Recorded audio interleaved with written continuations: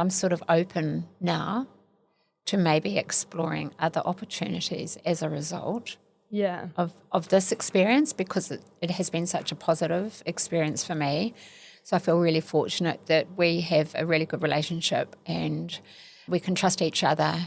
And at the same time, there is accountability, and that's really important. Welcome to Slice, Property Made Possible. We're a platform on a mission to reduce barriers to home ownership. This podcast is a safe space for our community to learn together and build the confidence required to start on their property journey. When you're ready to start, head along to slicetobuy.com and sign up for your free dashboard. Welcome to another episode of Slice. We're diving deep into the home ownership journey and buying with the help of your parents today. So naturally, I thought, who better to join this episode than my mum, who helped me into my first home, Joanne Stevens. Thanks for joining us, Mum. Pleasure, Amy. So we're looking back. What do you remember about the experience and supporting me into my first home? I remember that you came to me and said, Mum, I'd really like to buy a home. I've done a bit of research and this is how you can help me. And so that research that you did gave us an opportunity, or me an opportunity, to go as guarantor for you on this home buying journey.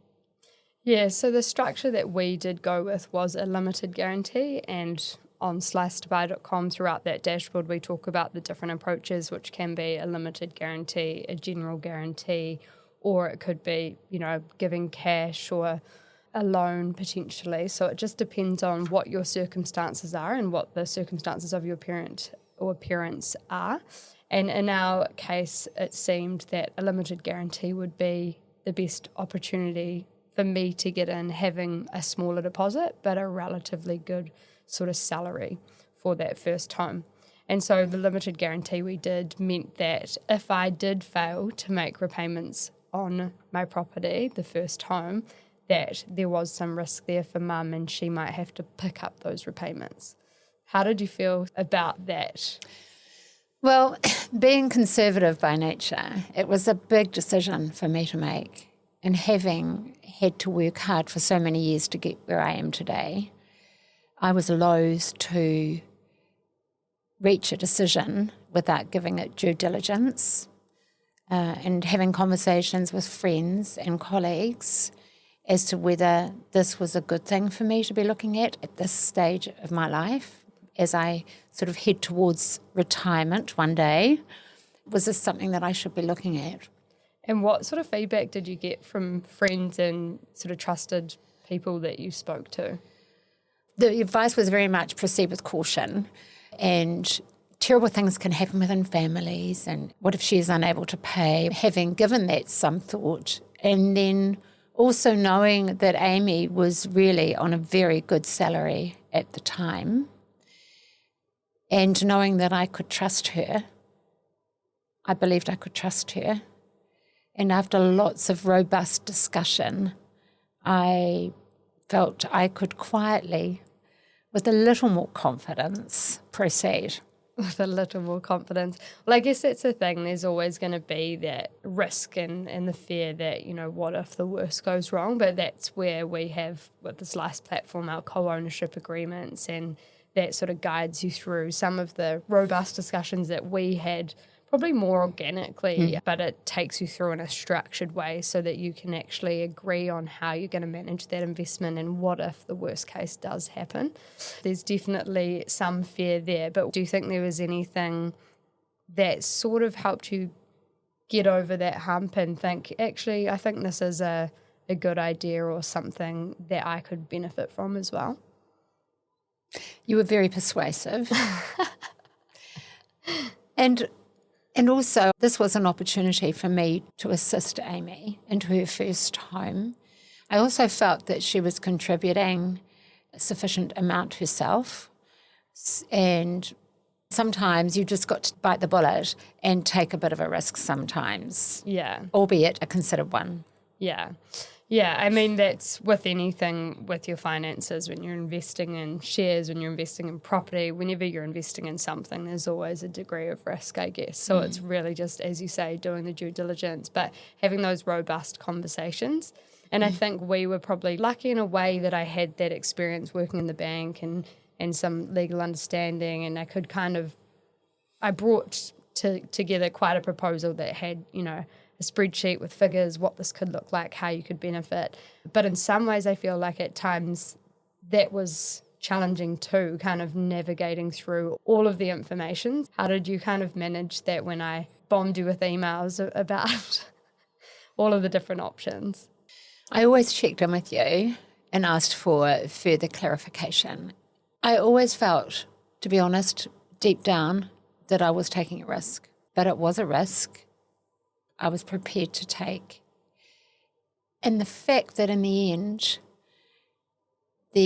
my role as a guarantor was removed within a year, I could see that as the property itself gained, appreciated in value, I could see, gosh, I think, this is actually a little bit more comfortable than I initially thought. But part of that's my nature. Yeah. So part of that's a good thing, and maybe that's why I've got to where I am today. You were going to be conservative anyway, and sometimes you just have to take that risk.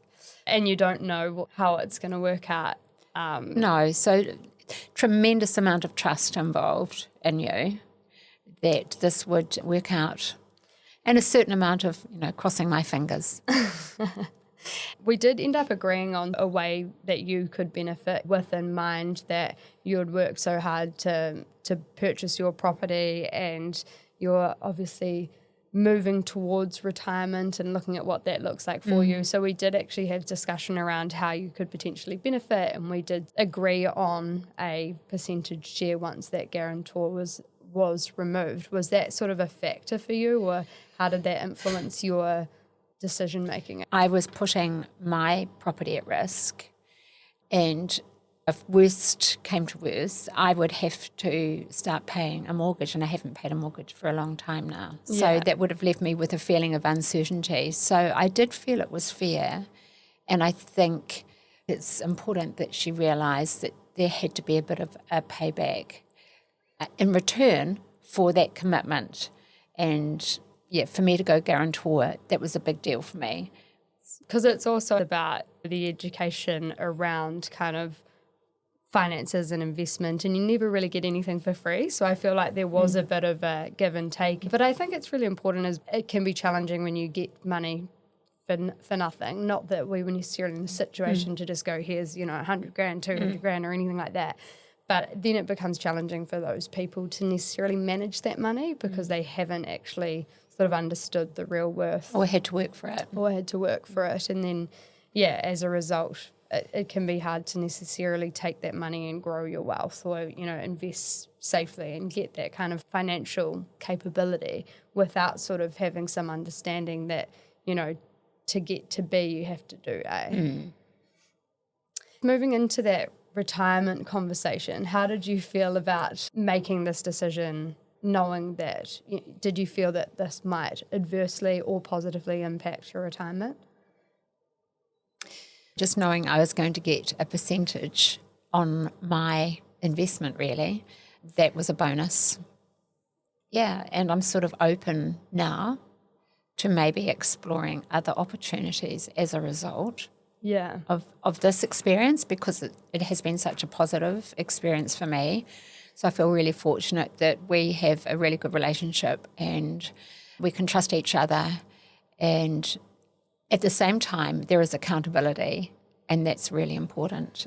And that's sort of what I was looking for around that conversation around giving money away versus having some sort of structured approach in place, is that accountability and teaching your children to, I guess, manage their finances in an astute way rather than just kind of taking that hand out and running with it. And of course there's many different ways to structure as well. We did that limited guarantee, but you can do a loan, you can charge interest on that loan and manage the relationship in that way. There's lots of different structures that you can do, but it definitely does come down to that accountability, I guess, that we probably both value, and I actually value, even though it's not always that fun being held accountable, but I do value it in that it drives my financial understanding and capability. And so it was a positive experience, and obviously that's not always the case, and you do have to look at property as a longer term investment. With that in mind, I remember you actually asking me whether or not I felt differently as the property then started to drop again as we came into this new market. But of course, we'd already removed the guarantee at that point. So the risk was sort of no longer sitting with you, but also we had that agreed profit or percentage that was prior to whatever happened to the market. So I think it was more about getting to the point where the guarantee was removed and then knowing that an amount was due at that point. So I didn't actually mind, and I don't particularly mind when the property fluctuates in value because I think it is that longer term. But I remember you asking me and saying, how do you feel? No take-backs. Yeah, that's right. Well, it's what it was. And I think we all know anyone who's got a house, that the longer you hold on to it, you can't take that away. It's always going to increase in value. It may not happen overnight, but it will happen the longer you hold on to it. So, and like right now, we're starting to look at a bounce back in the market. Yeah. So.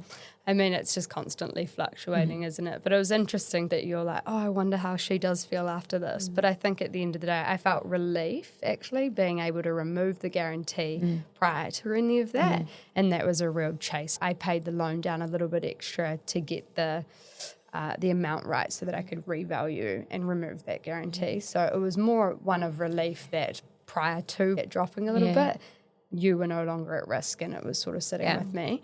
Because even though obviously I benefited from your support, I also didn't want that burden there for a long period of time, especially as we did experience that drop. And in saying that, as you say, now there's still equity in that property. Yes, I do feel, Amy, that you were quite concerted in your efforts to remove that guarantee.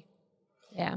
Yeah, and I think that probably comes with that banking knowledge, which is just as soon as you can get rid of it, that's ideal, because it's at the end of the day, it is sort of us against the bank, and that, you know, we can manage our finances as we like, but when you give the bank, and of course they have their best intent to try and help you through those difficult times, but ideally you limit the recourse that they have and the ability to then go and say, oh, well, we need you to start repaying, or we're going to take lending out against your property as well as Amy's.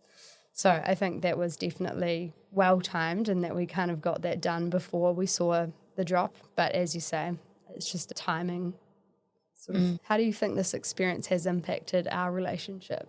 You sort of spoke about trust a lot and how that was really important at the time. How do you think our relationship has potentially developed having gone on this journey together? Well, I spoke about trust, and I think... Is it still there? Yes, it's still there. So I think, yes, so it's just confirmed basically what I knew all along, my heart, that I would be able to trust you. I do trust you. To make a considered decision, and I believe you did do that at the time. There's almost a couple of themes there. One being, you know, you need a degree of trust, and then two being actually, you know, is there some consideration that's gone into potentially what the structure is going to look like, how you are going to manage? I think that the trust comes with knowing that you did have a good job, that you weren't just going to swan off and go overseas. And I know for a fact that Amy has relinquished a lot of opportunities to travel overseas. And you've said for many years that this was your goal, that you really wanted to get on the property ladder. You wanted to be independent as a young woman in business. And you've certainly achieved that. And yes, there's been sacrifices along the way. And also I think that you've been realistic in what you can achieve in terms of when you look at purchasing a house. I think today a lot of young people want everything now, and it's simply not achievable for most people to have everything now. You've got to start somewhere. So I think you've been really realistic about your goals, knowing that this is all you can afford, and this is the best I can afford. And so you didn't have stars in your eyes, you were just really practical and had an eye on the main goal. Yeah, and saying that, I guess I was probably flexible with sort of Options. what I was looking for, because Where you were going to purchase. Exactly, because I ended up buying in Raglan, and originally I had thought, I'll buy in Auckland, and then at that point there wasn't anything sort of that. I guess there's two options. You're either sort of buying a doer-upper that might be in a great location, or you might be really central but you don't necessarily want to live there, or you can buy something quite tidy and buy in the region. So it's really just getting sensible with actually what is achievable with that budget, within that budget, and then tailoring your goal to suit your budget and not the other way around. Because it's great to have goals, but they have to be sort of grounded in reality when it comes to the property market. Right. In terms of looking ahead, we have a lot of customers with Slice that are parent and child purchases, and different structures that we support with our co-owner agreement, whether that's a gift, a loan with interest, or a guarantee or limited guarantee. And we actually have a lot of parents also that find this platform and then sort of share that with their kids as a way to initiate the discussions and initiate the proposal that we sort of went through. What sort of advice would you have for parents going through that process? That you need to be realistic in what how much you're prepared to support your child into purchasing their first home. For us, it was very much a situation of me being a guarantor. That was what we could afford. That's what was manageable for me. It's what I was prepared to do. So for us that worked out well, but that was only after a lot of discussion and also consulting with lawyers and getting, some sort of feedback or advice. And of course, they do have to be cautionary. They have to give you the best possible advice and make sure that you consider the possible scenario. If we do sort of spend a moment there on the legal advice, what did you get told for the most part? Not to do it. Yeah, because I do think that's interesting. Yeah. Because that's an easy sort of avoid liability from a lawyer's perspective, just saying, oh, don't do it. And therefore they can sort of say, well, they've given the best possible advice because they've avoided any possible downfall. But of course, if you are intent on making an investment or supporting your child in, then that's not necessarily the most helpful advice, I would say. I think you've got to have your eyes wide open as to what could go wrong here. If your child doesn't make payments on the mortgage, are you going to have to pick up the slack there? What's going to happen? And I know Slice provides strategies around that and contractual advice around should that happen. But as a parent, I was very clear and I had a really good solid understanding of what Amy's commitment to this was. I knew she was desperately committed to having her first home. If the worst case scenario had happened and you were unemployed or you got sick, there's always that to consider, perhaps. But I'm still earning reasonably well myself, and so I wasn't in a situation where it would have made me destitute either. So I did have, I've got a reasonable income, and so we could have managed through that. The other thing is, though, yes, having that job is important, but also potentially what's the track record been with that child as well? If you have lent them money before, have they been able to repay that? Have they kept there up? Was that time. No. I've definitely borrowed money prior to that right. And have repaid it. So, I do think that's also another good option for parents to consider. If they haven't actually had a financial engagement with their children in that way, they could consider lending it for another purpose, or if the child's at a younger age, maybe it is lending money for a car. As a parent, I do think that Amy and my other children as well have taken responsibility for bringing in their own income with part-time employment when they were at school, at university. So they didn't have it all handed to them. They had to go out and help pay their university fees, help pay their accommodation by also taking on extra work. And so that also sets a track record. Yeah, it is. I guess, is there a track record that if a mortgage is the first sort of thing that's going to be the track record, maybe that's too big. Yeah. And maybe it should start with a small loan for whatever it might be, for a car or maybe it should be them getting a part-time job first. Like, there should probably be a degree of confidence that your child knows how to manage their finances before you jump in and do something like that. Unless, of course, you have the money floating around and you can do as you please. But yeah, that's really interesting because I think the track record piece actually probably was part of the trust as well, is that there were sort of a few things, like I had borrowed and repaid money before. And also just good, history. It's not just about money, it's having good communication. Yeah. You know, mother, daughter, open communication. Yeah. I guess in summary, there's a few things. It's potentially being able to begin and have those conversations first, which Slice the platform can support you with. Then it is speaking to others that have potentially done it, listening to podcasts like this, and sort of coming up with something more robust around how it is that you're going to manage that, whether it's a guarantee, a loan, or a gift, but actually just having that clear understanding and then ideally getting a co-owner agreement to formalise that and make sure that you're comfortable about that approach over the long term. Are there any other factors that you'd sort of call out for those that are considering supporting their children? At the end of the day, this is about a relationship and having confidence in that relationship when you're going to make such a big decision as buying a house. Awesome. Thank you so much for joining us, Mum. It's been great having you in, and I hope that lots of our parents listening in the audience appreciate hearing a little bit more about how you got across the line and what was important to you in going through the first home buying journey with a child. Thanks for having me, Amy. Thank you for joining our community. Buying property isn't easy, but listening in will get you one step closer on your journey. Please leave an Apple or Spotify review and provide feedback so we can improve your experience. Join our Facebook group, A Safe Space to Learn Together, or follow us on Instagram at Slice2Buy. If you have any questions or topics you would like us to touch on, you can email us at hello@slice2buy.com. A quick reminder, Slice the podcast does not provide personalised investment advice. We are not acting as financial advisors or taking into account your circumstances. To get personalised advice, join us at slice2buy.com and engage with our partners who can act as your financial advisor or lawyer and support you with your specific needs.